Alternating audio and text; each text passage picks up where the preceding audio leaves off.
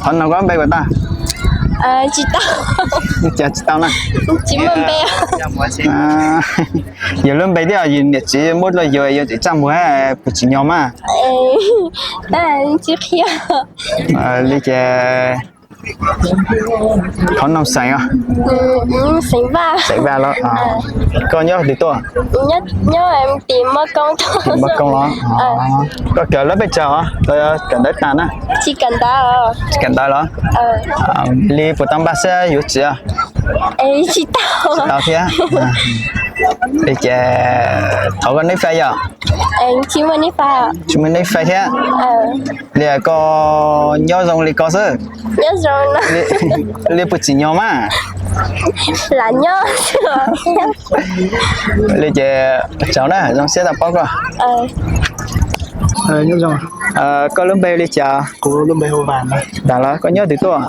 Nhớ về nắp bồ hết. Nắp bồ đó. Nắp bồ nhớ khó chơi chưa? Nhớ tỏ là lưu rõ là nhớ in. Lý là có nhớ khó tốt chọn đó là có tốt chọn đây à? Nhớ tốt ra ta kia nó chứ. Lý. Nhớ tốt. Giá lý chà chọn đấy nó chắp bó nó chứ. Tôi là nó cô là dạy thế mà. Sống đâu là trong đi trong hay chứ. Còn nào mình chưa có bắt đầu mua từ lâu à?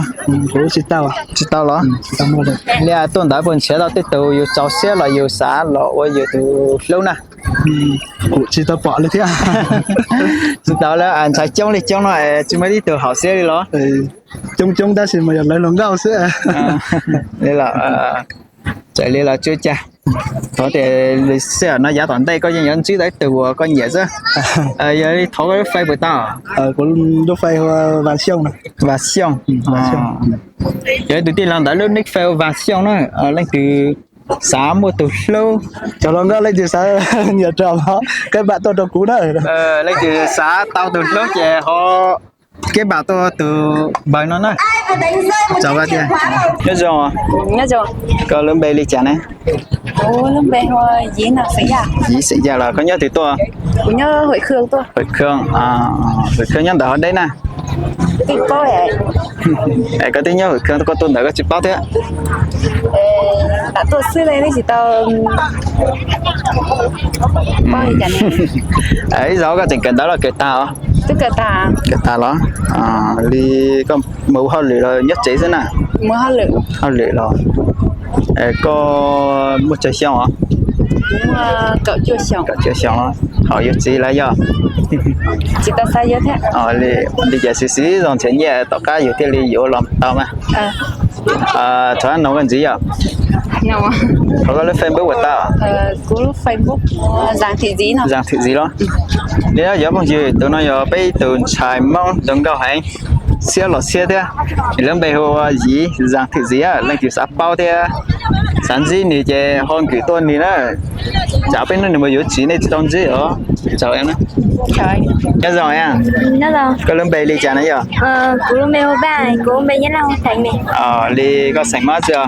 Cũng sành mát thôi. Rồi, có nhớ từ tuần tới chưa po? Cũng nhớ về đẹp bua. Đẹp bua là. Con này cứ có hữu chả? Cú sò này. Sò, sành mát chưa? Cũng sẽ muốn già là. Muốn già đó. Nhớ về đà bụng bạn nương là bụng. Ly là. Nếu từ ship bao hẳn đây hả? Đi họ để ship bao tao je plazano sih kan Ly blockchain nó lâu gai giờ. Cô ngồi thế kìa. Dia bây giờ thì ta là buổi sáng thì thâu lúc bây giờ nó giờ nó nhớ kia nữa nè. Thì chỉ tao thế cả. Thì giàu thế à. Là con này á, buổi ta sáng thế. Chị tao xả đi. Giờ thì nữ cháu xe nữ giờ tôi hai con nó có bậc cả. Không có chị cả. Chị cả thế? Lấy có bậc cả đó là. Cô cởi không? Có cởi thì nè. Cô cởi lấy gì cô cởi trai giờ lấy gì mà chúng ta hậu yếu thế á? Lấy giờ cái sử dụng cái yếu sống lo rồi đó giờ. Để cháu nhé từ nữa.